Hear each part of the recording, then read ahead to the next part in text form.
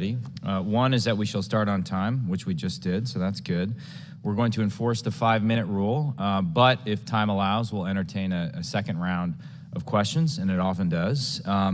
But I bring this up, I want to stress the third commandment, which is thou shalt not use acronyms or jargon, which I think is particularly important in this discussion because discussions about AI can quickly generate or degenerate into jargon-laden discussions. We have 3 true experts on this topic, but just don't assume your average member of Congress, or let me just say, don't assume I understand what you're talking about when you get into the nuances of AI. So we want to have a discussion in the open that your average American can understand today. We're asking you to demystify a lot of the concepts surrounding AI. And in thinking about this topic, it may sound counterintuitive, but I've been going back to the history of the early Cold War.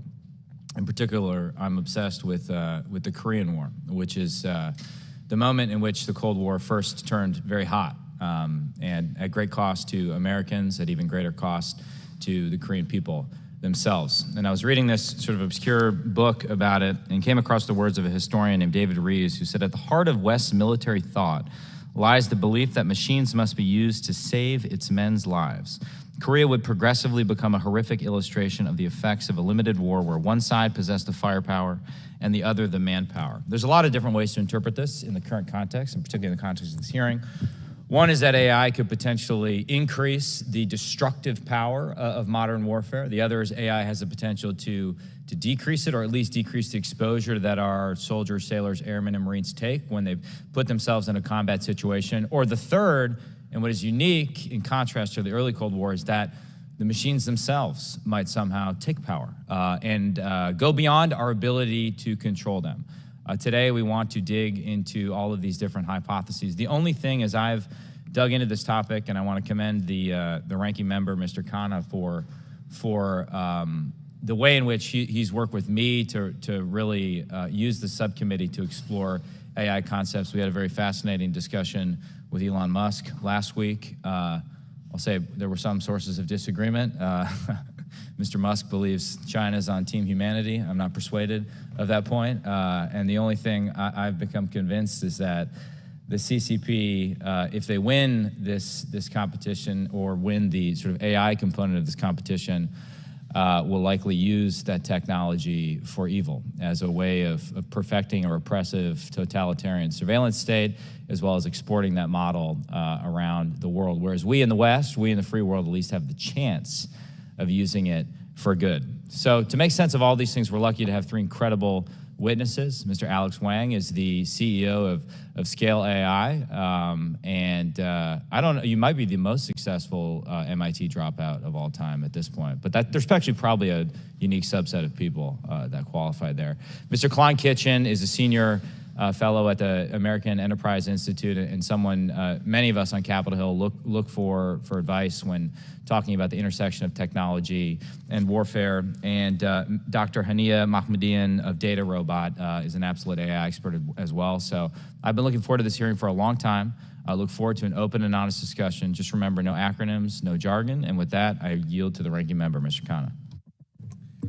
Thank you, Mr. Chairman, and thank you for convening this panel and your interest in a bipartisan way in addressing AI and making sure that our military is leading with AI. I've appreciated how you've approached this throughout your chairmanship. I'm not going to be long because I know people want to hear for the witnesses. I would just say that my understanding is that China is spending almost 10 times as much as the U.S. as a percent of their military budget on AI, and we really need to think about the modern technologies that are going to be needed to have a most effective national security strategy. So I'm particularly curious from the witnesses about how they think America can maintain and have the lead in AI technology going forward.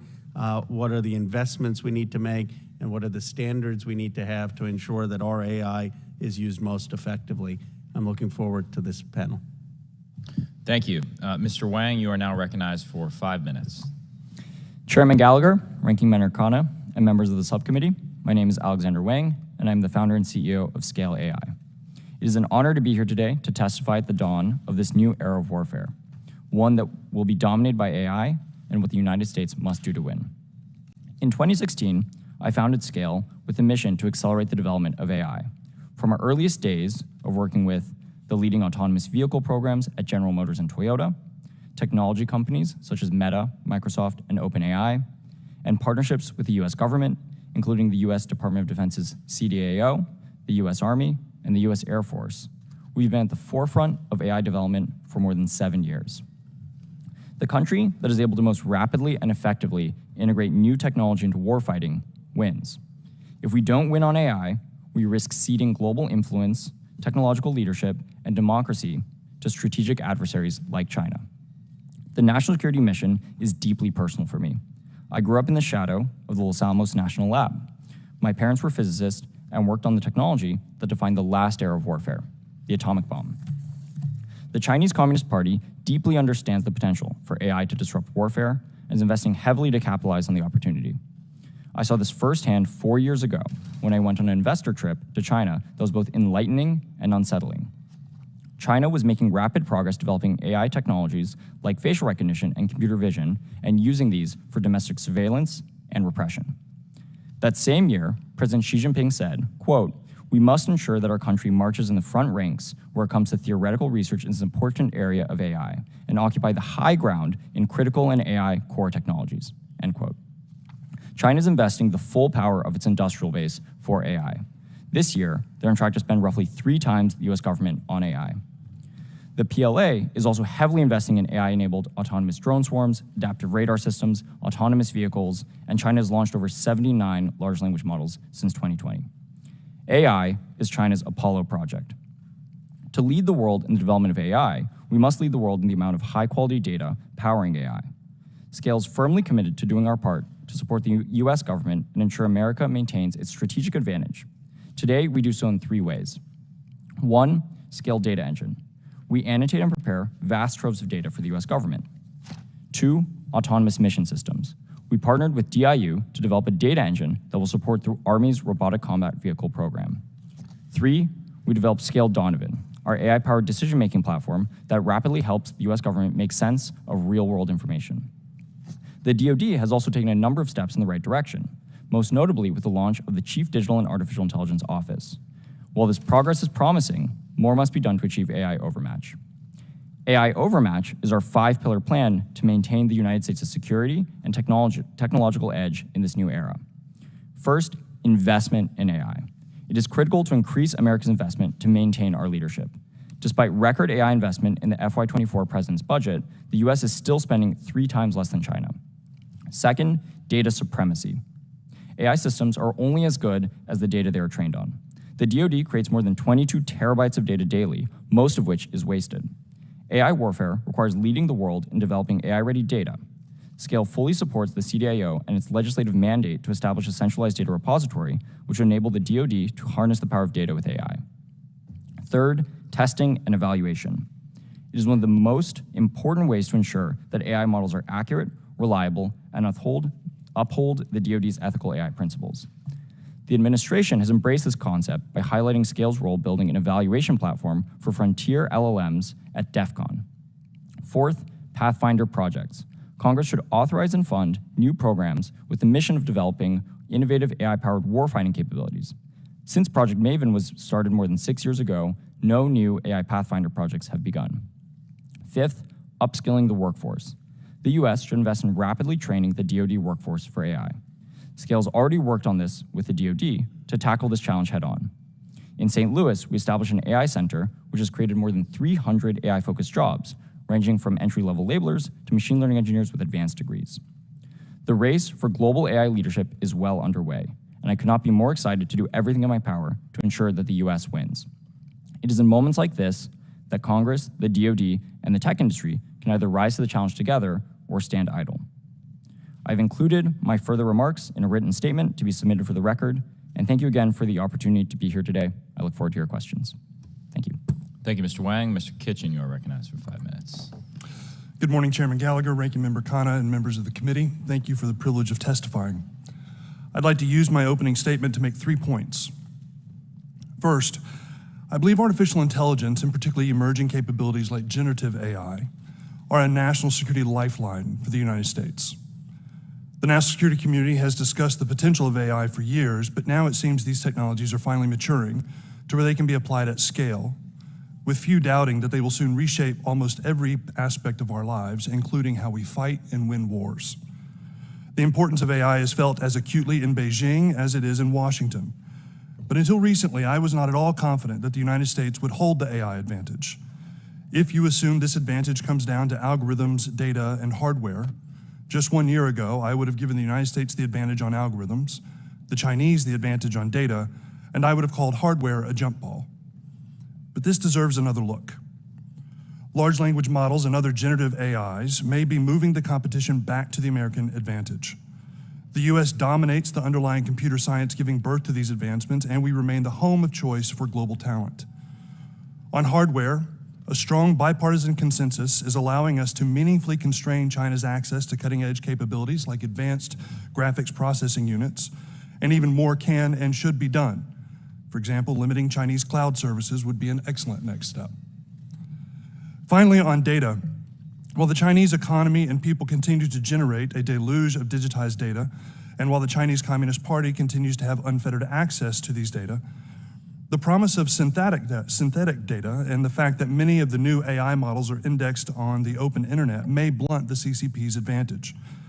It is my hope, for example, that the Chinese government's political fragility, strict content controls, and general oppression of its own people will compromise or bias much of the data that it collects, diluting its utility and ultimately limiting the development of Chinese AI.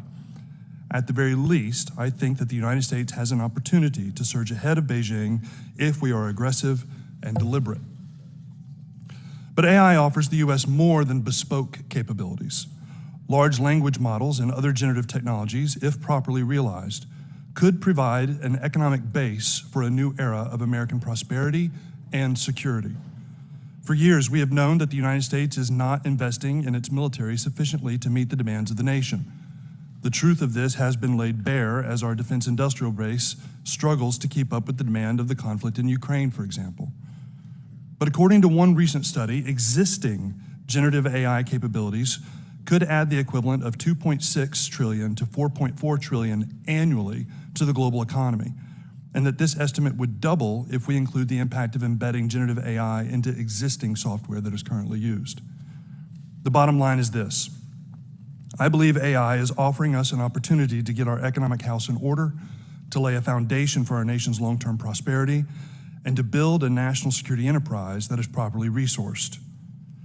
But finally, while AI offers all this promise and more, it also has serious national security risks. Most acutely, a flood of misinformation and the exponential growth of conventional and novel cyber attacks. By now, we have all seen the photos, videos, and other media generative AIs are creating, and these capabilities have already been democratized. Virtually anyone can create and distribute synthetic media that will undoubtedly be used to undermine American confidence in our democratic institutions. Similarly, generative AIs will offer hostile cyber actors potent tools for generating and automating traditional and new online attacks. In a world where we are already overwhelmed by online threats, generative AIs will soon pour gas on these fires. There is much more that I could say on these matters, but I trust we'll cover them more fully on the course of this hearing. Thank you again for the opportunity to testify, and I look forward to your questions. Thank you, Mr. Kitchen. Dr. Mahmoodian, you are recognized for 5 minutes. Thank you. Chairman Gallagher, Ranking Member Khanna, and the members of the Cyber Information Technologies and Innovation Subcommittee. Thank you for the opportunity today to testify before the subcommittee on the critical issues of machine learning and human warfare, artificial intelligence on the battlefield. My name is Dr. Hania Mahmoodian, and I am a global AI ethicist at DataRobot. In my personal capacity, I am an advisory member to the National AI Advisory Committee and co-chair AI Futures Working Group. Today, I testify in my individual capacity. AI holds immense potential and is increasingly becoming an essential component of modern military strategies and operations, with potential to profoundly impact operational efficiency and decision-making. In the realm of cybersecurity, AI can help military protect its network and systems against increasingly sophisticated cyber threats, and also assist them in offensive cyber operations. AI can also play a critical role in predicting and prevention of injuries among military personnel. AI can efficiently track real-time fatigue and injuries, which can aid prevention of MSK and other bodily injuries, which, along its consequences, is a major reason for medical disability and consequent discharge from service. Thus, it is imperative that the United States expedites the adoption of AI to sustain our strategic military leadership and advantage. While these benefits are significant, it is crucial to ensure that the use of AI in the military context adheres to law and ethical guidelines. In recent years, insufficient scrutiny of AI and evaluation of AI systems, coupled with a limited comprehension of AI's potential adverse effect, have led to numerous instances where AI, despite being developed with good intentions, ended up harming individuals and groups it was designed to help. This suggests that consideration of AI ethics have often been relegated to secondary thought when it comes to building and deploying AI systems. However, it is encouraging that the Department of Defense has taken initiatives to develop AI ethics principles that will apply to both combat and non-combat functions. As former Secretary Esper has remarked, AI technology will change much about the battlefield of the future, but nothing will change America's steadfast commitment to responsible and lawful behavior. Incorporation of responsible AI frameworks and fostering trust in AI systems requires consideration of people, process, and technology. Investment in AI and AI ethics literacy for military personnel at all levels is a key step to ensuring responsible and appropriate use of AI. To successfully adopt AI and have it at scale at the Department of Defense requires that the department implement AI governance frameworks and adopt risk management processes to manage and mitigate risks associated with AI. One of the challenges in adoption of AI in the government, especially in the Department of Defense, is a slow procurement process. As mentioned earlier, AI is an evolving space. Therefore, it is paramount for us to make sure that we have a faster procurement cycle, but ensuring that we also have proper evaluation of AI tools by using robust governance processes. In conclusion, AI holds transformative potential. However, along these benefits, it is vital to establish ethical frameworks and comprehensive governance processes that ensures effectiveness, reliability, and human oversight. Thank you. Thank you to all our witnesses for your thoughtful testimony. I now recognize myself for 5 minutes. Mr. Wang, I'd like to begin by asking you to respond a bit to some of what Mr. Kitchens laid out in terms of our advantages and disadvantages relative to China in the AI race. How do you see those advantages, relative advantages and disadvantages? So I certainly agree that America is the place of choice for the most talented AI scientists in the world. So we certainly continue to have an advantage there. And the evidence is clear. If you look at ChatGPT, GPT-3, GPT-4, as well as the transformer model that underpins it, all of those were invented in the United States. When it comes to data, I actually also agree that we have a potential very powerful advantage here, specifically when it pertains to military implementations. So in America, we have the largest fleet of military hardware in the world. This fleet generates 22 terabytes of data every day. And so if we can properly set up and instrument this data that's being generated into pools of AI-ready data sets, then we can create a pretty insurmountable data advantage when it comes to military use of artificial intelligence. Now, I think this is something that we need to work together and actually move towards as a country. Today, most of this data goes unused or is wasted in some manner. We need to fix that to create a long-standing and durable advantage in artificial intelligence data. And then when it comes to computational power, NVIDIA, which is the world's leader in chips for artificial intelligence, is an American company. These technologies are innovated and built in America. And so again, there, I think we have an advantage. Thank you.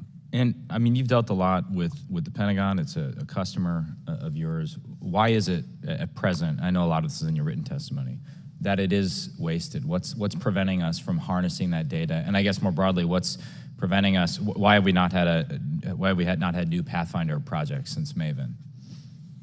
So data is something that is significantly more valuable with the advent of these artificial intelligence algorithms. So, a very simplistic way to look at AI is that you have these algorithms that analyze troves and troves of high-quality data, identify patterns in those data, and then can emulate those patterns going forward. So we see that with models like ChatGPT, which are able to read troves and troves of language data, things that humans have written over years and years.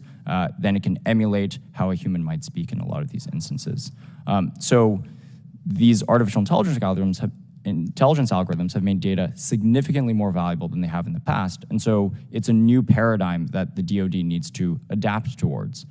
As we all know, the DoD is a fragmented organization. There's many different constituencies and organizations that each have their own approach to data. And like one of my witnesses mentioned, there's an education process and an upskilling process that needs to happen. Everyone within the DoD needs to understand that data is actually the ammunition in an AI war. And if we have that recognition as an entire department and as a country, I think it becomes very clear for us to take the right actions to actually collect all this data and move forward. It sounds as though you're suggesting that with the right leadership and organization, DoD could actually be a leader in this space. I wonder if it could also be a leader in terms of the guardrails that a lot of our constituents are asking us about, right? I think your average American understands we need to win this competition, but is concerned about, uncontrolled AI, and everyone's seen Terminator, et cetera, et cetera. What is your assessment of the DoD's ethical framework? Is that potentially a foundation that could be built upon, expanded to ensure we're on the same page within the Five Eyes Alliance, within the NATO alliance, and then gradually bring more and more people into that sort of free world framework for AI? I definitely agree. I think it's really critical that the United States takes the lead on this topic, particularly as it pertains to ensuring that artificial intelligence is used in accordance with our values and our principles. The DoD has established ethical AI principles, which I believe are great, and those principles are ones that we should continue to adhere. And I think now it comes down to implementation. How are we going to actually make sure that these principles are followed? That's where I think a test and evaluation regime is incredibly important and critical to the increased deployment of these AI systems. As the DoD looks to apply AI to every function within its operation, everywhere from warfighting to back office functions and logistics, we need to have proper test and evaluation mechanisms that ensure that every instance of artificial intelligence deployed follows our ethical AI principles.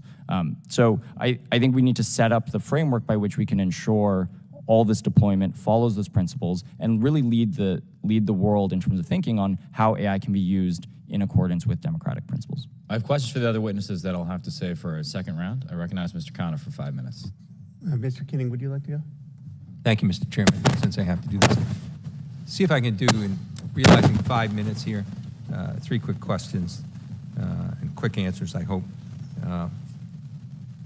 Mr. Kitchen mentioned global talent, and we have an advantage. But we also have immigration issues here that's hindering that talent. Indeed, should we change some of the immigration barriers that exist to get that global talent here to the U.S., make sure we're not losing that talent to other countries? So immigration policy is outside of my area of expertise. What I would say is that maintaining our access and continuing to be the preferred home of global talent will be essential for national security. Okay. This question deals with the procurement issue that the doctor mentioned. If you could, it's fragmented, Department of Defense. Can you give this committee, as a follow-up, some suggestions on procurement changes just within the area of AI? Is that something that could be carved out?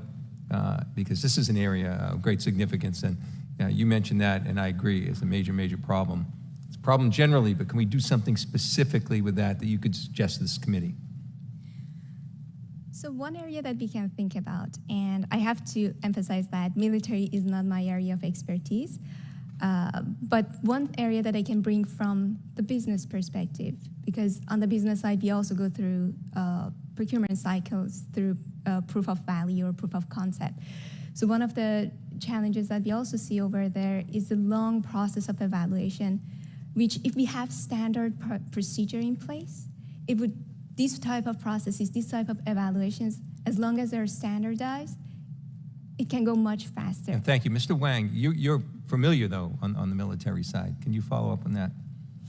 Yeah, I think there have been immense strides in building fast procurement methods for the Department of Defense. Notably, the CDAO, the Chief Digital and AI Office, has set up a Trade-Wins program, which is one of the fastest procurement methods for new technologies, new and innovative technologies in the DoD. DIU, as an organization, has also been actively partnering with many innovative tech companies in bringing their technologies into the DoD. And so there are current programs that I think we can double down on.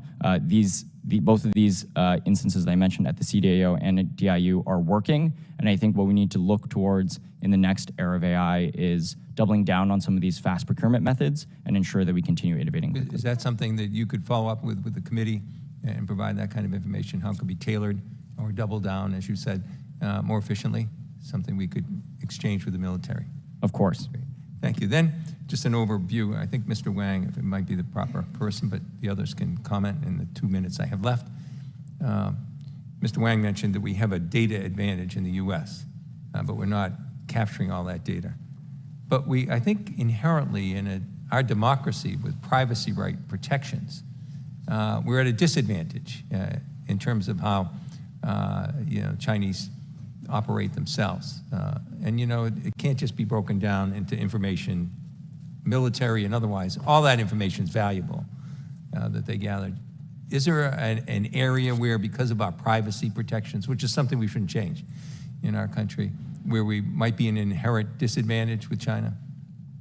So I actually look at our democratic values as an advantage when it comes to artificial intelligence. If you zoom in on the realm of large language models, this is an area where in the United States we've clearly raced ahead and we've invented much of the technologies. And if you compare that to the current, what we know of how China views this technology, they are likely going to squash a lot of the technology because it's impossible to censor. Anyone can use ChatGPT and notice that, ChatGPT can say all sorts of different things. In the United States, we have protection of free speech, and so we will continue innovating when it comes to large language models. In China, they view that as a risk to their socialist values. They recently came out with regulations that say that their AI technology has to adhere to socialist values, and so it's interesting. Yeah, it's very interesting. And I'm glad I asked that question, and I never looked at that aspect of the answer. Lastly, quickly with 30 seconds to go. Vladimir Putin has said whoever controls AI has a huge advantage. But look at Russia right now. Is it fair to say that they are way behind? Is it fair to say that their involvement in Ukraine and what it's doing to the economy and the sanctions are having an effect? Yes or no? Just in 14 seconds. Yes, I think there's good reason to suspect that the Russian AI capability, while they may have some basic research in terms of applied deployment, is minimal. Great. I thank the ranking member for switching his time so I could go to another hearing. Thank you. Dr. I yield back. Dr. McCormick is recognized for 5 minutes. Thank you, Mr. Chair, and thank you to the witnesses. I wish I had time to talk to you all day because this is fascinating. You're all obviously experts. Unfortunately, we get about time enough for about 2 questions. That's about it, so I'll go with the most pertinent that you guys actually brought up in your opening statements. I thought was really interesting. Mr. Kitchen, you just discussed limiting Chinese access to our information, which totally makes sense. We see how they can develop very rapidly when they literally take our information and apply it. My concern is we have an enormous amount of foreign students at our universities right now in some of the leading technology areas, including AI development. Georgia Tech's right in my backyard. I went to Georgia Tech, did my pre-med there. And we're literally educating them and sending them right back there. That is access to leading technology in America. Is that what you're discussing when you talk about access, or are you talking about in the industry itself, or the stuff that's out on the internet, or is it everything? Thank you, Congressman. It's an important question. Certainly, there's undeniable a level of risk associated with foreign and particularly Chinese student presence in the United States. However, the research that I have seen by organizations like Georgetown Center for Security and Emerging Technology actually demonstrates that the vast majority of foreign research students, even Chinese students, actually stay in the United States or more broadly in the West for the course of their career and amplify our capability. What I'm most concerned about, however, when I talk about Chinese access to data, again, not dismissing an inherent built-in threat there, is frankly their acquisition through purchase of American data through large data stores, but then also things that we've all been talking about and staring at in the face for multiple years now, things like Chinese owned and operated social media companies like TikTok, where every bit and byte of data that's generated via these applications on Americans' phones is by law made accessible to the Chinese Communist Party. And so while Chinese students and other foreign students may have some type of risk, it pales, in my view, in comparison to the type of money or the type of data that we're just kind of giving away. I appreciate that, and I could totally understand where that's coming from. My other concern, though, when in regards to that, and that's just a quick comment, is that the Chinese government's not stupid, and they obviously don't really care about their people more than they do about their government. So when they allow people to come here for education or jobs, I think it's with nefarious intent, and that's my worry. I'm not saying we don't need to educate people from other foreign lands, but I'm worried about it, and I'm worried about anybody who's pushing their people over here, knowing they're not coming back for a reason. With that said, also, Mr. Wang, you made an interesting statement about investing in AI and how China's got 3 times more investment in their AI. Of course, the one thing we do have a huge advantage is we have a lot of private people that are investing in AI now, and China doesn't have that. They don't have the capacity to outperform our private industry because they don't have a private industry. How do we compare when we combine our synergistic efforts between government and private industry with China as far as, and you mentioned, Mr. Kitchen, in that effect that we allow this freedom of flow and it's not controlled, so it does have the potential to outpace as long as we put the right guardrails on it when we're talking about our competition with China? Certainly, if you factor in the amount of private sector investment into AI in the United States, that is an incredible sum. You know, large technology companies, the venture capital industry, and now the sort of global enterprise is investing billions and billions of dollars into AI. And so if you tally all that up, it's an incredible investment into artificial intelligence in the United States.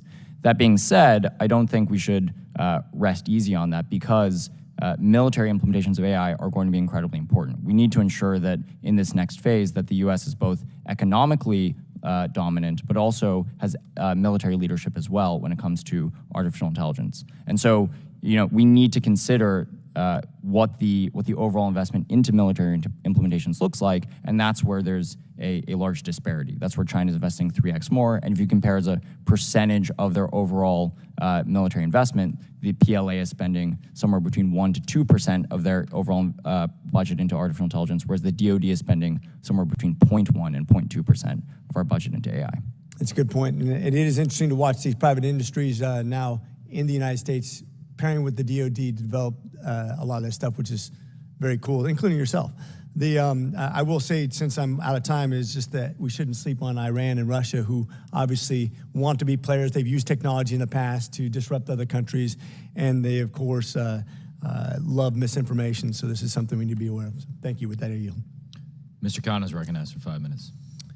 Thank you, Mr. Chairman. Mr. Kitchen, I thought it was interesting that you said that the advantage that China may have because of data is diminishing because things like ChatGPT are based on the entire universe of the internet, which has both good and bad data in it. And then Mr. Wang, you said that DoD is really relying on sort of tagged, annotated data. I guess I'm trying to understand what is the best data that is needed for AI to be effective in military applications, and does China have an advantage on that kind of data or not? And I'd love both of your answers on that. So both data are important. Both sort of open source data that is accessible on the internet. That's a key data source for large language models like ChatGPT, as well as high-quality annotated data sets. ChatGPT and its precursor InstructGPT were trained on large quantities of high-quality expert-generated data, and it's an important data source to ensure that these systems are more trustworthy, truthful, responsible, et cetera. So both matter, but when we look towards, again, military implementations of AI, the key is what is the military data that these models are trained on. Right now, the models that are used by consumers and are present in the private sector are trained on essentially no military data. As a result, if you try to apply these without any additional data towards military problems, they would not perform particularly well. So as we look towards applying artificial intelligence to the military, we need to have military AI-ready data sets that are ready for this kind of deployment. When it comes to that kind of data, I think probably today you would say it's a jump ball. I think that PLA is looking deeply at this issue and the DoD is looking deeply at this issue, but we have all of the fundamentals to have an insurmountable advantage because the DoD generates 22 terabytes of data, far more data than the PLA generates on a daily basis. So if we can instrument this data into one central repository, we can come out ahead. So there being, and then when Mr. Kitchen's comments, there being a surveillance state of just getting data from all their citizens is not really going to be helpful for the military data sets that are needed to solve military problems, correct? It will be a very limited help, and military data is, orders of magnitude more valuable for military problem sets. Mr. Kitchen? Yes, sir. I completely agree with what Alex is saying. I think the application matters.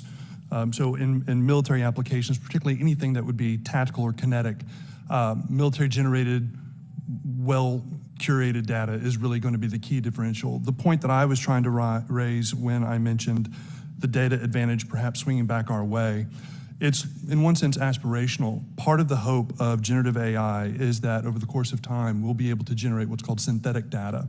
So instead of data that's been produced via normal economic activity or military activity, that generative AIs, are able to then begin generating synthetic data sets that would be useful for training.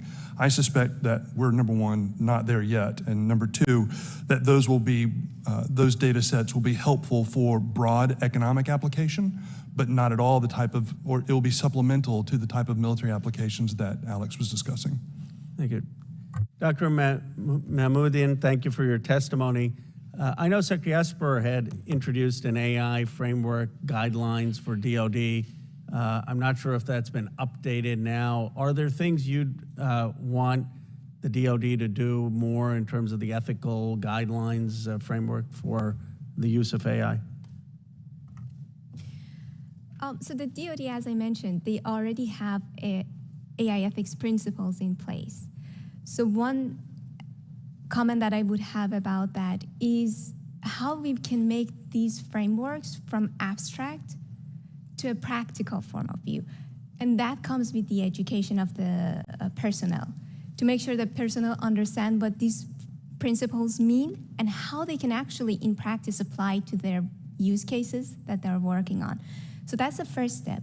The second step is the implementation of AI governance. So when we're talking about policies, processes that their AI governance would have, those measurements that would be part of this process would include the principles that they have. So it's all about people and the process. And obviously the technology, how we are going to measure those risks that we may identify in a use case. These are all part of the technology aspect of it, designing the technology in a way that it would provide explanation of why the system made certain decision. And I'm Thank you. the time. Thank you. Mr. Gates, Esquire, is recognized for 5 minutes. Mr. Wang, thank you for bringing into sharp relief the extent to which we have to think about all of these weapon systems that we have in contested environments as data collections platforms, almost primarily when it comes to integration with AI. And I took great interest in your call to the committee that we not waste that exquisite data that is being collected. What advice would you have for the committee about shaping some sort of access or utilization regime for the data that we are currently wasting? I think this is one of the most important things that we can do to set up America for decades and decades of leadership in military use of AI.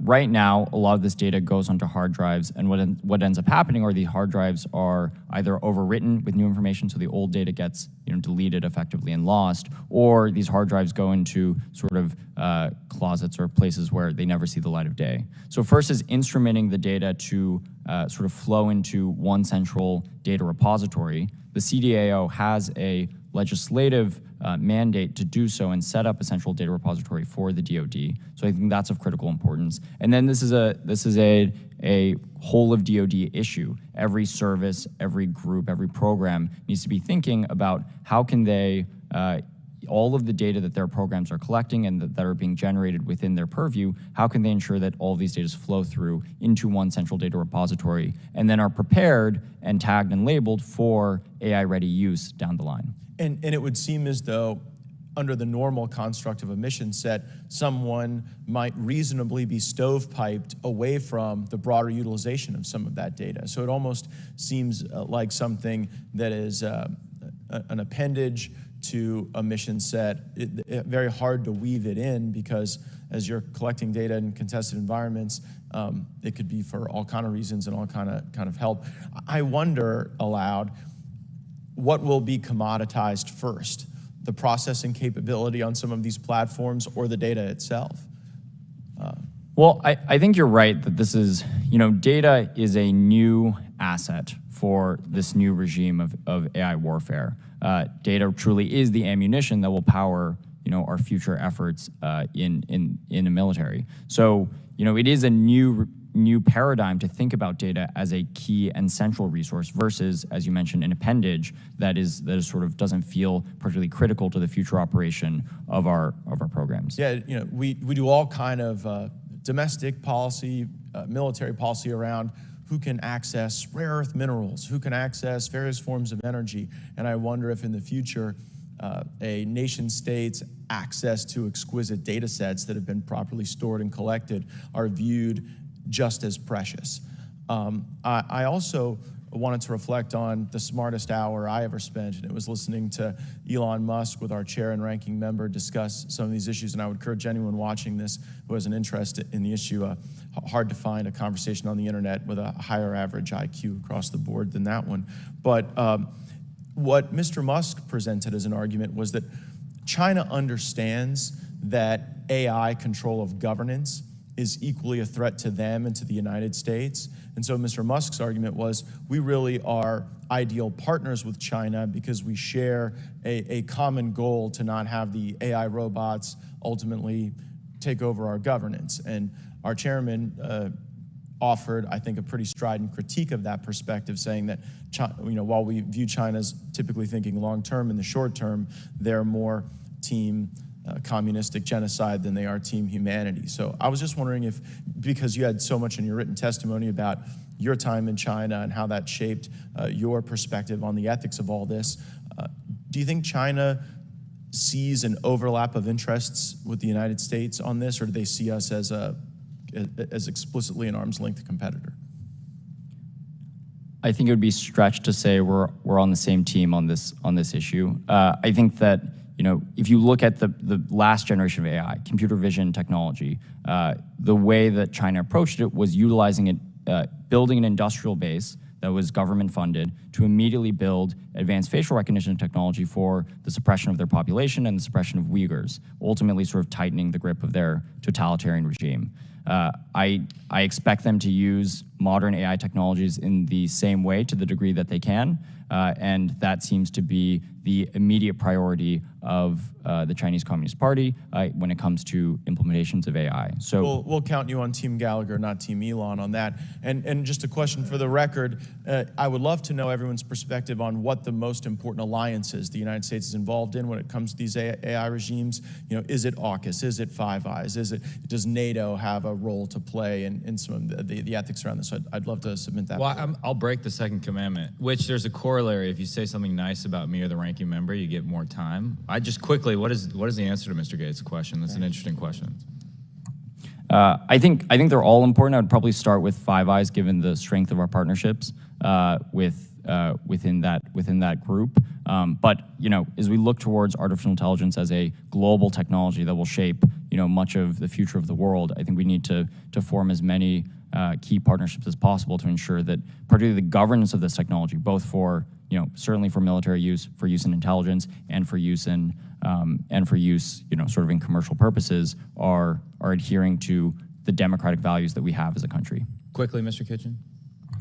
From a traditional security alliance, I would say Five Eyes and NATO will be critical. However, I would say that the broader economic partnership with our friends and allies in the European Union is going to be critical long-term and is going in the wrong direction. Happy to talk about that more.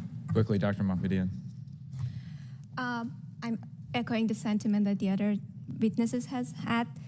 Later in the year, we are going to have our first AI summit that's happening in the UK. So we need to expand this type of alliance, as mentioned earlier, with our allies on the area of AI. Great. Ms. Slotkin is recognized for 5 minutes. I would just say, just following on that last question, with Five Eyes, we've had generations of learning how to share with each other and become interoperable. I don't actually know if we have data sharing arrangements when we don't have a joint platform. It's just fascinating to just think about getting those arrangements in place and sharing data, given the value is going so precipitously up on it. So, I would say what we are doing here up on the Hill with the help of industry who's invested in AI is admiring the problem, right? We are all talking about the problem of this new tool that we know has real potential, but also has potential real downsides. And so how do we govern it? And our constituents are asking us, what are the ground rules on this new technology, because it sounds scary. And I would commend the Joint Artificial Intelligence Center at DoD for putting up some basic, really 40,000-foot guidelines on being responsible and equitable and traceable and reliable and governable, but it's real top-level stuff. But we are up here, the flip phone generation, trying to figure out how to govern AI, and it is complicated. But could you give us a sense, sort of in colloquial English, of what keeps you up at night about the military use of AI? If China is investing at least 3 times, and in some cases 10 times the amount that we are, what is the number one thing that you feel kind of worst case scenario, if we go unchecked, we could see in the next decade? Mr. Kitchen, you're shaking your head. Thank you. While there are certain risks of what we would call kind of bespoke threats, I think the most acute challenge that we're likely to encounter in the near term is a simply more effective and efficient enemy. So the chairman referenced a quote from the Korean War. I'll raise him with another one from General Pershing, who said, "Infantry wins battles, but logistics wins wars." And I think supply chain and military logistics, and a lot of what we'd call kind of back office military capacity, is what is likely to be reshaped by AI in the near term, which can sound innocuous and not so scary. Not after Ukraine. I mean, not after watching Russia and Ukraine. I'll be happy to invest in more improved logistics, given what we've just seen in the buffoonery and the Russian military. But I just want to make sure Mr. Wang has an opportunity. That's a good one, and it's not a scary thing. It's just a more capable and competent adversary, whoever they are. Mr. Wang. I would certainly agree that the application of AI to back office functions, logistics, and just overall optimization is really critical. If you look towards the areas where the PLA is investing into artificial intelligence, it's for autonomous drone swarms, whether that be aerial, subsurface, or ground. They're investing across all fronts. They're investing into adaptive radar systems, which jam and blind U.S. sensors and information networks. So they're investing across the whole spectrum in artificial intelligence to sort of set the new tone of warfare with this technology. And so, we need to be investing across the slate. That being said, I worry as well about the risks in deploying these AI systems without proper guardrails. And for me, it really comes down to implementation, which is test and evaluation. So how do we know that for all of the artificial intelligence systems that the DoD is likely to deploy over the next few years and the next decade, how do we ensure that each of these AI systems adhere to the DoD ethical AI principles as stated? So I think it needs to be a standard part of the procurement process is a test and evaluation mechanism to ensure that every instance where a program within the DoD is looking to use artificial intelligence, that we have the right testing and evaluation to ensure that it adheres to our guardrails. And I know that the department is working hard on this data labeling problem and trying to, it's an enormous task to ask tends to be stovepiped organization to share data, make it available, label it, make it usable. If you were king or queen for the day and could get them to do one thing on reliability of data and availability, what would it be? I would say first, establishing the central data repository and then creating a plan by which as much of the 22 terabytes of data generated a day goes into that central data repository, and then creating a plan by which as much of that data is processed and labeled and annotated to be AI ready as possible. You know, these are all multi-year efforts that are not going to be solved tomorrow at the snap of a finger. They need to be solved through long-term planning and long-term coordination. Great, thank you very much. Yield back. Mr. Lilota is recognized for 5 minutes. Thank you, Chairman. Thank you, Chairman Gallagher, for your leadership on this issue and to our witnesses for helping to inform Congress on these important issues. Along with my colleagues from both sides of the aisle, I'm concerned with the rapid advances in artificial intelligence and machine learning, specifically with our adversaries like China. What concerns me most is the Chinese Communist Party has been making great strides and intends to be the world's leader by 2030. And while we here in the United States have made significant improvements in recent years, and we continue to advance, thankfully, we still have much work to do when it comes to ensuring the DoD is adopting and deploying these capabilities properly. With that, I wanted to give a shameless plug for one piece of legislation that I have in the AI space. My legislation would require the Office of Management and Budget to issue guidance to federal agencies to implement transparency practices relating to the use of AI and machine learning, specifically when AI is being used to supplant a human's decision-making impacting American citizens. While my legislation focuses more broadly, I want to ask for your thoughts on where the DoD currently stands when it comes to AI and machine learning. Where is the U.S. compared to our adversaries such as Russia and China with respect to fully implementing the latest capabilities? Are we years ahead? Are we on par? Are we years behind? And what are some ways you would plan for the DoD to speed up the adoption and implementation of AI effectively at the department? Mr. Wang? So when we look at the new technologies like large language models, like ChatGPT, that have sort of really come to light over the past year, I think that's a jump ball. This is a new technology that we need to implement as quickly as possible. They're trying to implement as quickly as possible, and we'll see how that develops. If you look towards the last generation of AI technologies, which is computer vision and AI for things like facial recognition, this is an area where the original techniques were invented in the United States, but then China quickly raced ahead. So they built an industrial base within their country, funded it with government money to build facial recognition technology, which they deployed throughout their country to suppress Uyghurs and overall tighten the grip of their socialist regime.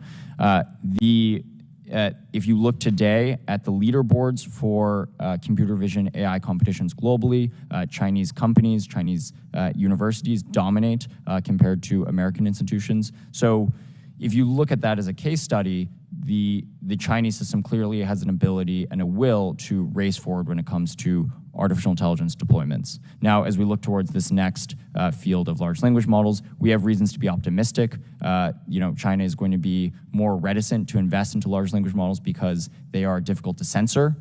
They released recent regulation on that said that AI needed to adapt to their socialist principles, which I think is a clear limitation if you have an AI that can sometimes misspeak, like ChatGPT.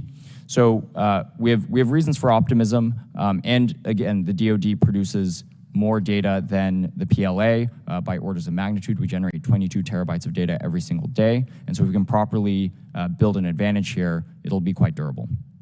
Mr. Kitchen, would you add something to that? Where's your scorecard at? Are we behind? Are we ahead? Are we on par? Well, I would say that the two global powers where the competition matters most historically is between the United States and China.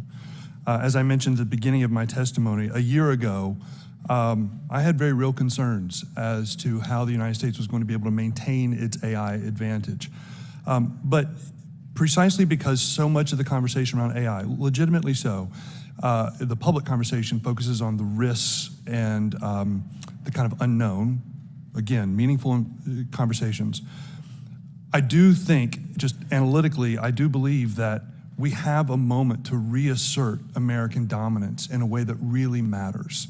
That some of the things that I would have called a drag on our development and deployment from a national security perspective are actually lessening, and that if we realize this, this technology deliberately, then we can seize the advantage, and not just seize the advantage now, but actually build an advantage that will be meaningful over the long term. And I think that we should do everything we can to do that. Thanks. And with 30 seconds to go, Doctor, I'll ask you the last question. What are the risks that this committee, that the department should be aware of, and how do we address those risks as we leap forward? So when it comes to risk, there's obviously a fallback if the United States falls behind with regards to the advancement of AI in military. So the main area that we need to focus on is to make sure that we do have the advantage on the research, investing on the research, especially in the military side, and making sure that we are still a leader in the area of R&D in AI. Thanks. Chairman, my time has expired. Mr. Kim is recognized for 5 minutes. Thank you, Mr. Chair. Thank you so much for coming on out and talking to us today. We spent a lot of time today talking so far about who's got the development edge and where we're kind of building that direction, certainly about competition with China. So I don't want to go over those right now as they were very well talked through. Mr. Wang, you talked about in your opening statement, talking about how some of the main technology of the past being about nuclear development and whatnot, sort of shaping that era, and this very well likely shaping our era. So I wanted to kind of get a sense from you all about what you think proliferation of this technology and possible weaponry would look like. You know, when we were in the nuclear era, which, you know, we still are, you know, we have a situation here where only a very few set of countries have been able to reach that threshold of technology, and proliferation has been in many ways kind of tried the effort to be kind of contained in that capacity. So I guess I wanted to ask you, for me, that doesn't necessarily seem like the kind of setup that we're likely to see over the coming decade or two. What does it look like to you? Are we going to have a situation where the US and China and a handful of countries are the major developers and gatekeepers to this technology, but the actual weapon systems and technology will be potentially mass deployed and able for purchase by pretty much any nation that's out there? Just give us a sense of what that proliferation and topography and landscape looks like. I think this is a really good question. You know, I think in terms of impact, artificial intelligence is going to be similar to nuclear weaponry, but as you mentioned, it is a technology that is likely to be ubiquitous.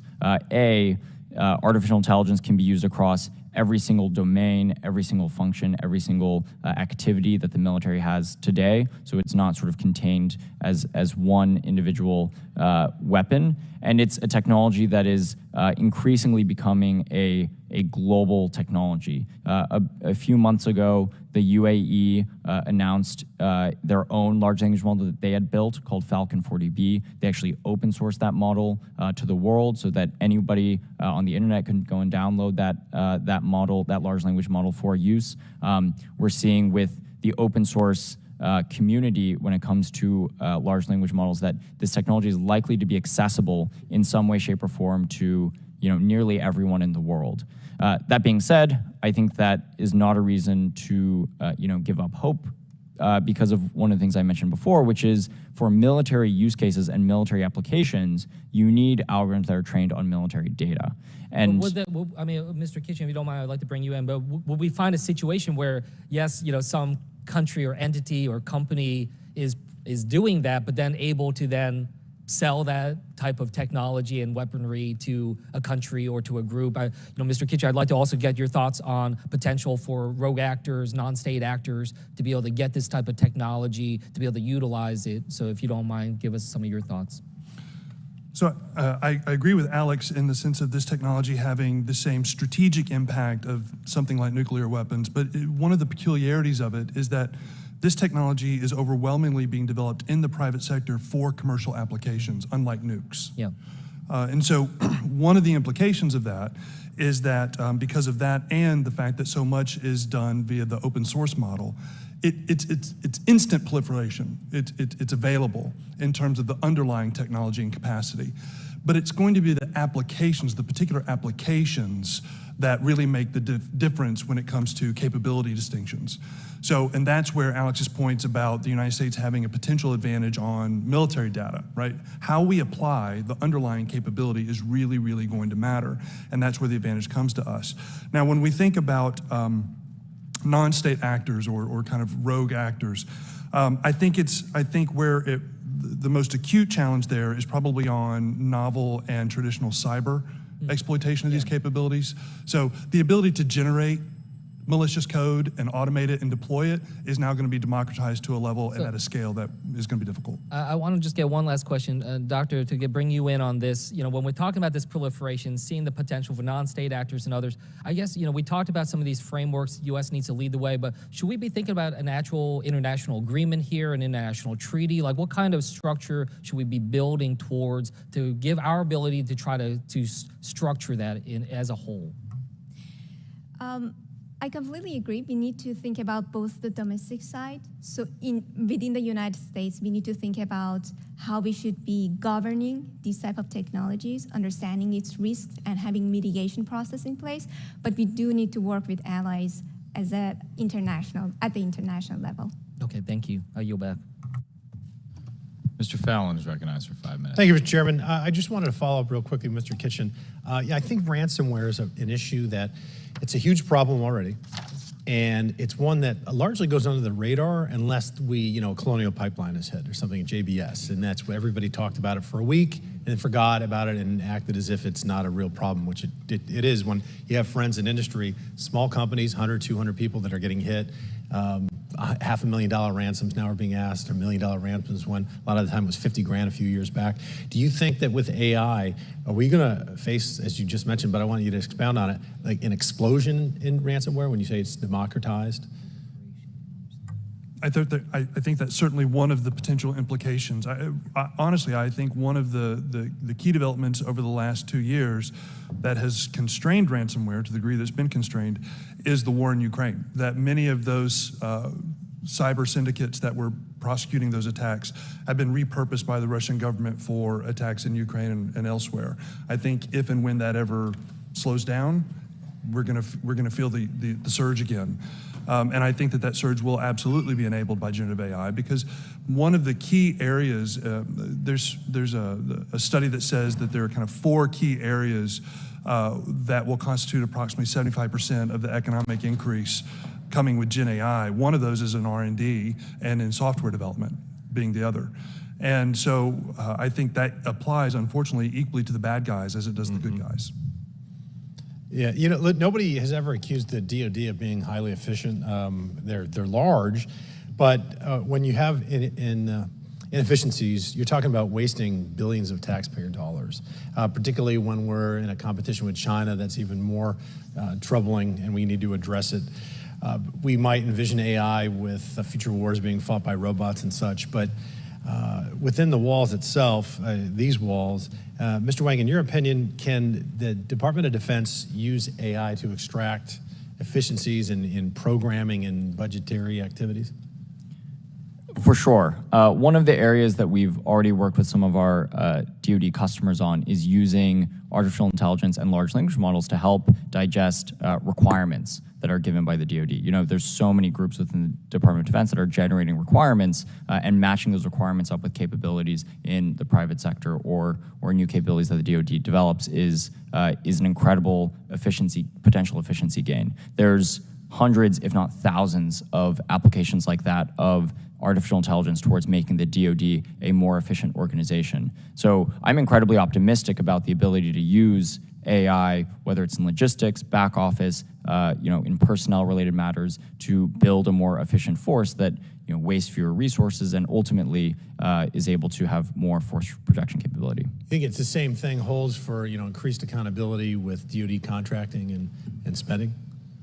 I think that there's, if you think about what the limitations are or what the challenges are, it's in processing huge amounts of information and data that is being generated by the DoD to, understand not only how funds are being used, but also understand what the capabilities that are being generated are. And so if you think about that problem set, it's one that's naturally suited for artificial intelligence and for the use of these large language models. Doctor, when you talk about AI, my mind starts to bend and hurt and break a little bit because it's just so intriguing. But when we just talk about basic concepts of some of the technology we've grown accustomed to, like with social media, some folks, believe it or not, in this building and on the other side of the building, don't grasp even those. I remember a major state's governor saying that we should use Twitter more. I didn't even get the name right. One of the senators, I think, remember saying, like, how can they post a picture on the line? Things like that. So while that's funny, it's also troubling that if they're not grasping basic concepts, and you talk about AI, which is this stuff on, hypersteroids, how do we go about best educating our colleagues in the American public on AI and assuage some of the fears associated with it? So when we are thinking about the education side of it, we need to understand that this education needs to be tailored towards people's needs. So depending on their roles, depending on their responsibilities, we need to tailor that education for them. To give you an example, for senior leaders who may not be technical, we need to come up with an education that lets them know what AI is, exactly to your point, what it's capable of, what its limitations are. Versus someone who's technical, let's say a data scientist, for them, that would be a different story. We can have a more technical education for them, but also having this education in a continual form as AI evolves. So almost like how it can help them specifically and make their lives a little bit better. Exactly. Yeah. Thank you, Mr. Chairman. I yield back. Mr. Ryan is recognized for 5 minutes. Thank you, Mr. Chair. Good morning. Thank you all for being here and for your insights. I wanted to build on start building on some of your written testimony, Mr. Wang. You talked about data as the ammunition in AI warfare. You talked about what some of our adversaries, particularly China, are doing. And then you were, and I appreciate it, candid about areas where we need to improve. Can you talk about, based on your specific experience in your companies working with DoD, who is doing relatively better? What are the lessons we can learn in terms of, and also if you could talk a little bit about CDAO and how you see that intersecting here so that we can recognize the imperative around wrapping our arms around our data better. Certainly. So the groups that we work with, by nature of us generally working with the more forward-leaning groups within the DoD, are forward-looking. They're extremely innovative, and they've incredible in terms of taking on this technology as a key part of their go-forward strategy and building impressive capabilities. So we've worked with many of the early programs use it in the DoD for use of AI, and by and large, I've been incredibly impressed. That being said, I think now is an opportunity for us to build on those successes and really take this moment in the technology and speed up our deployment. It's incredibly important that we build on our past successes, that we're able to more scalably deploy this technology across the entire DoD, rather than being limited to a few innovative cells within the DoD. As I mentioned a bit ago, the DIU and the CDAO have been some of these areas, some of the groups within the DoD that have been able to have fast procurement cycles and generally innovate when it comes to use of artificial intelligence, but that needs to happen across the entire Department of Defense. Lastly, just on the CDAO, I think they've done, it's a recently established organization, but they've done a good job of pushing forward and building, pushing forward the topic of data labeling and the central data repository for the DoD. And now I think we need to ensure that actually happens in terms of collecting this 22 terabytes of data that are being generated every day. Thank you. And just to build on that and bring in anyone else who wants to add here, is it even possible to do that from the top down? I mean, I understand the importance of setting the right tone and direction, but if we think that creating a new office it's necessary, but I would argue not sufficient to really, if we're serious about wrapping our arms around this, it should be emphasized and trained and reinforced at much more broadly. Do you agree with that? Any ideas from anybody on how to do that, particularly looking at how others, adversaries or allies, are doing it? A combination of top-down and bottoms-up is necessary here, because the individuals who are making the decisions of, when they get a new hard drive off of a military platform and they need to make the decision of what they're going to do with that hard drive, we need all the way down to that individual to understand that hard drive is full of data that will fuel the future of American military leadership. And so they need to understand that as viscerally as we do from a top-down perspective within the CDA or within this conversation. So it requires a whole of DoD approach to be able to properly achieve this outcome. Congressman, the one thing I would add is that as we tackle these difficult challenges, and they are legion, that just from a mentality standpoint, I would encourage Congress and the U.S. government to approach these as challenges that have to be managed, not solved. If we make the perfect the enemy of the good, if we try to find the exquisite solution, we will so delay ourselves as that we will miss the opportunity. And that's one of the kind of key narratives that I'm really trying to emphasize, is that we really do have a meaningful strategic opportunity. And these guardrails and everything, they matter, they really do. But as we approach these things, seizing the opportunity, I think, is probably one. And then doing it well and carefully is a part of that. But it cannot be the goal by which we have to leap over before we begin. I appreciate and agree.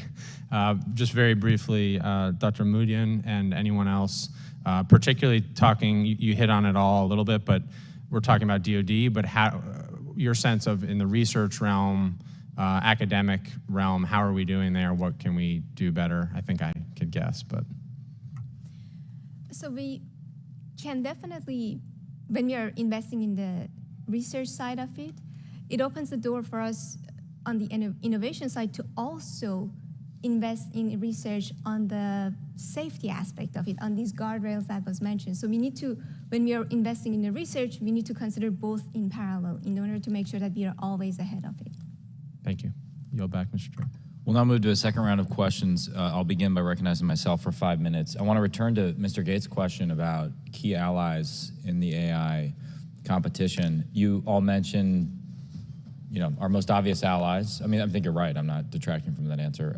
Five Eyes, NATO, EU. I'd like to invoke Jared Cohen's concept of sort of geopolitical swing states, perhaps countries that may not fit neatly within the free world paradigm. What are the emerging AI superpowers that we may not be thinking about, or let's just say states that punch above their weight when it comes to AI that we need to be cultivating and ensuring they're not Finlandizing in the Chinese Communist Party direction? I'll start with you, Mr. Wang.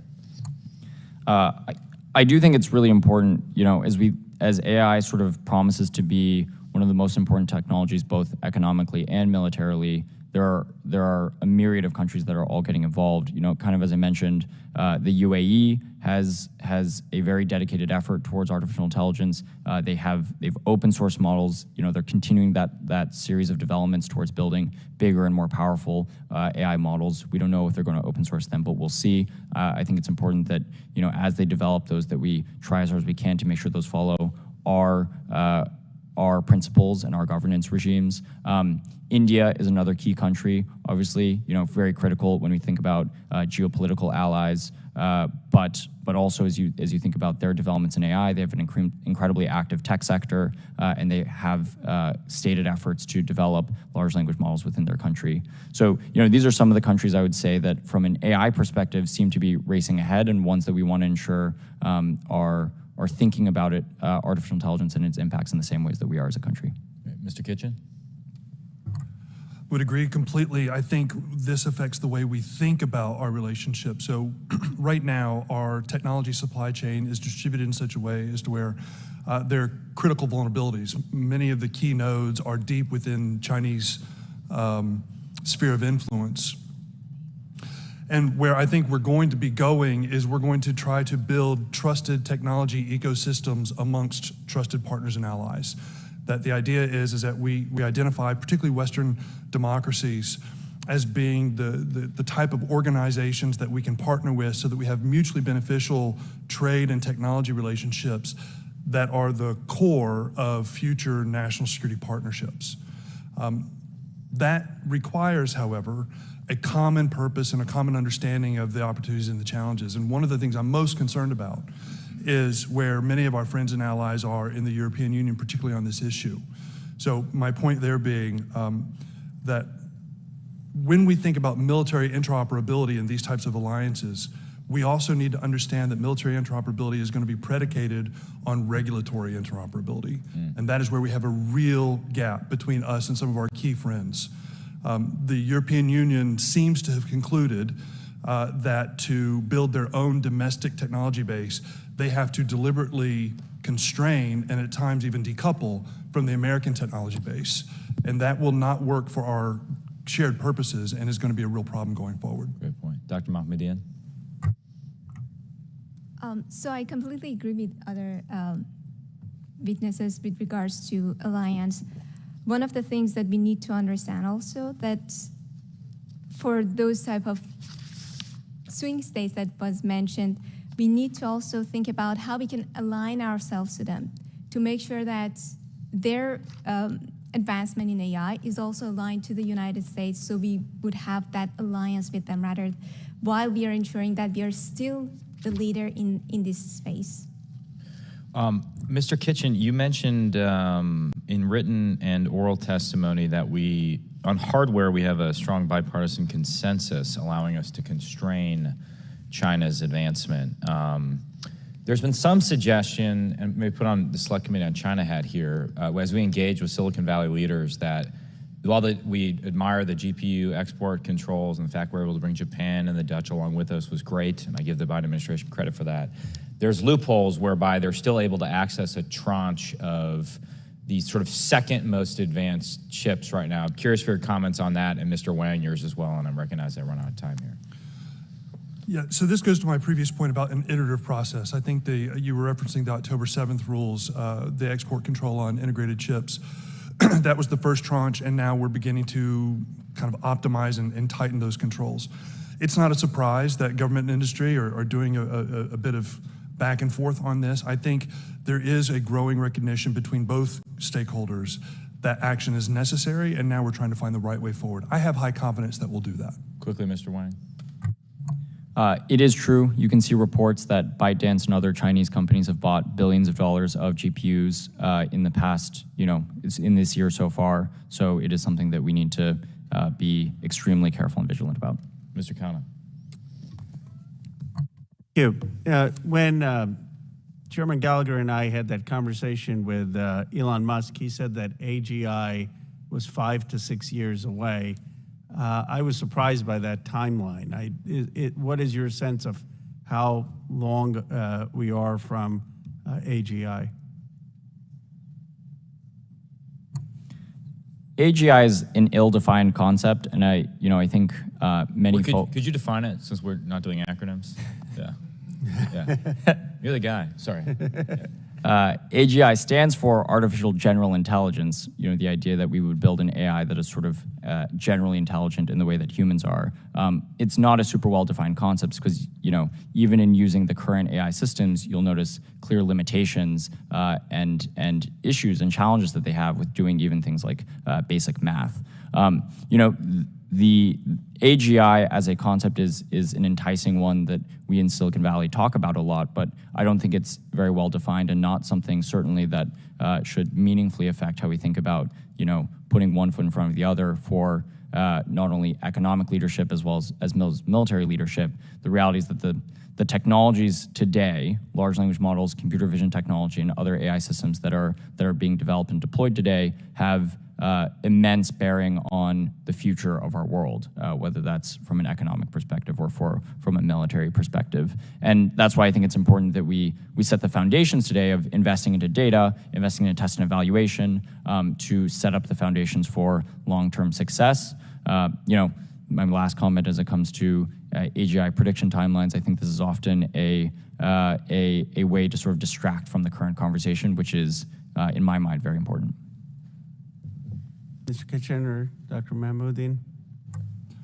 I think Alex is exactly right. The idea of artificial general intelligence I think what we will be seeing is increasingly agile and capable foundation models or these types of generative AI capabilities that are going to be more broadly applicable. So one of the features of these foundational models is something that's called emergent capabilities. It's the idea that we created this algorithm or this foundation model to be able to do a particular task, and lo and behold, it actually can do this other thing without having been trained to do so.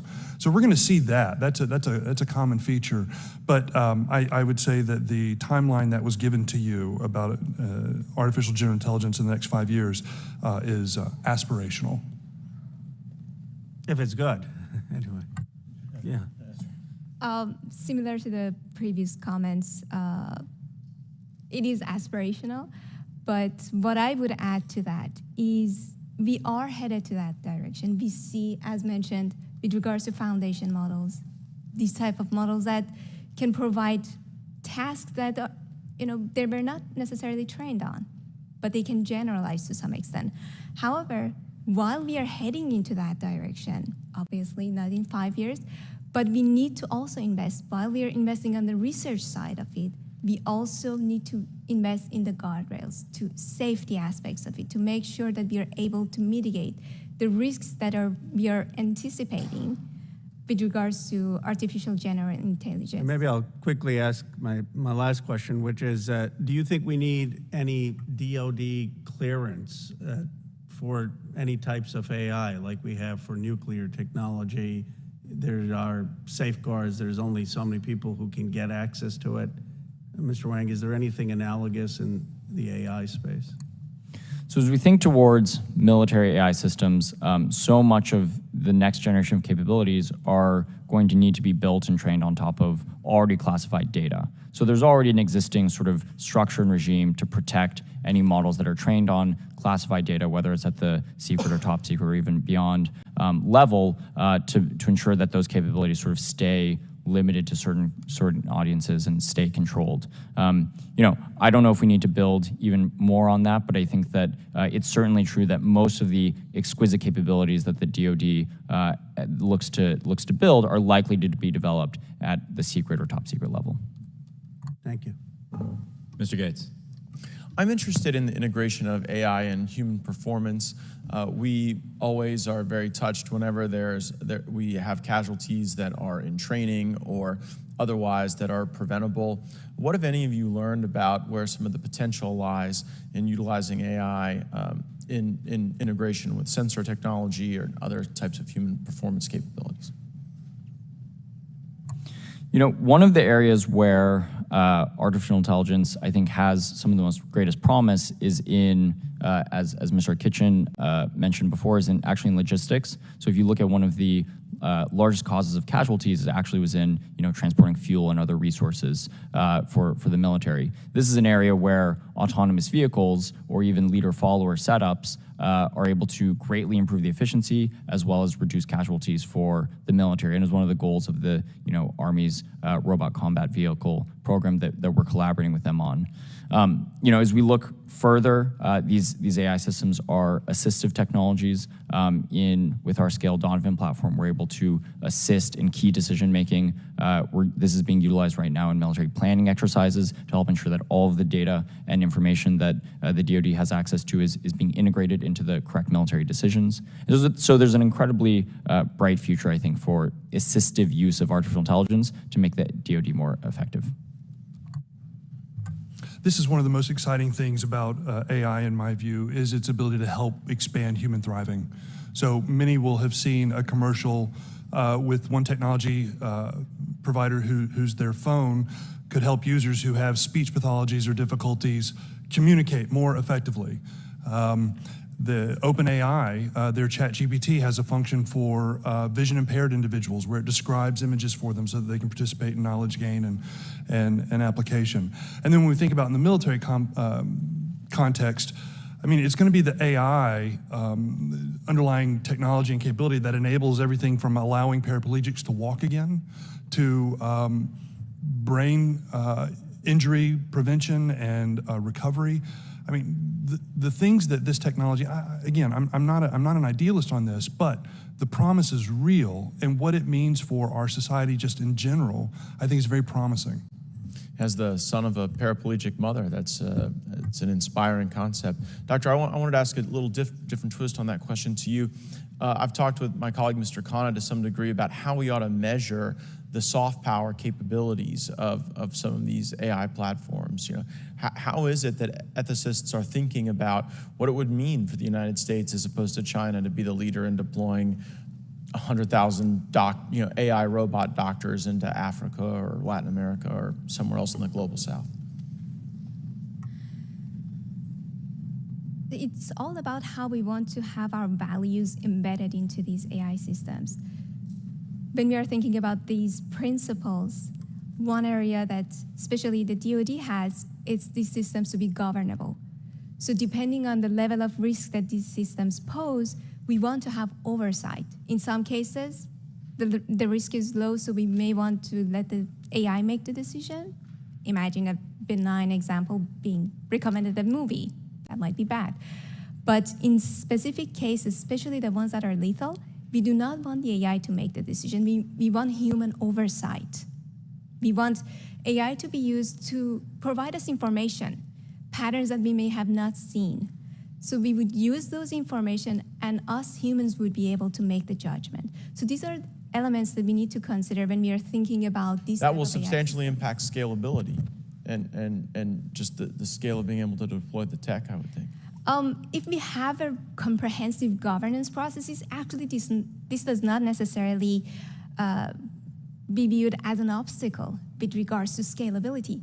A robust and comprehensive governance process actually enables us to have standards and policies in place that can easily apply to any AI use case that we have.